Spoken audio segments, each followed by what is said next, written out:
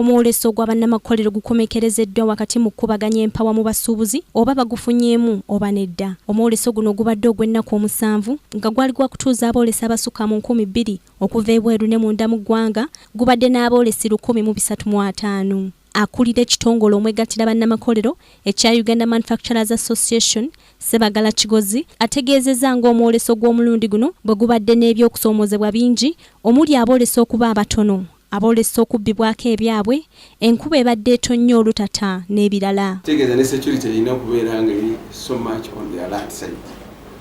Naye era mulimu abayitira. Ennaku zino mwabakazaako kifeesi. Nga yitazze kulaba bye bakola naye nga azze kulaba bw'ate nga advantage yakunyagulula banne, yakulumya banne n'ebintu ebifaanaganako bwe bityo.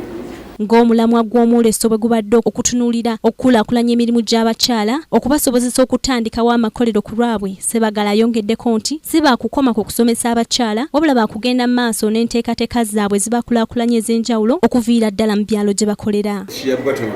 You can't believe this is made in Uganda. It's not in, but look at the level we have reached. Look at the level we have reached in the last 5 years. Kati bw'okasanga mu Bulaaya ogula olwana, bw'okasanga ono ogula olwana. So tubafiirako bwe tumala okutandika nabo we follow them up. Tubatambulirako okulaba nga tebaggwa mu maanyi. Bo ate aboolesi be twogeddeko nabo balaze obutali bumativu olwa gavumenti okwatirako abakyala bokka abaami ne bebasuula mu gguluka kye bagambye nti si kya bwenkanya. Sijja kugamba nti omuwendo gw'obulwadde erifa gafa abasajja eri abakyala gamazima omwoleso gubatambulira ddala bulungi. Mu ngeri y'emu aboolesi bavumiridde ekitongole kya Uganda Manufacturers Association okwesuulirayo ogwa Nagamba oluvannyuma lw'okubbibwa ne batafiibwako. Batugamba poliisi egenda kutwala statement z'abantu. Tugamba kale katukumiikirize ne tuddayo n'omulundi ogwokubiri n'ogwokusatu. Ogwokuna bwe twaddayo twatandika kuyumba buyumbi nabo. Nakalema Grace, Kingdom TV, amalindirire.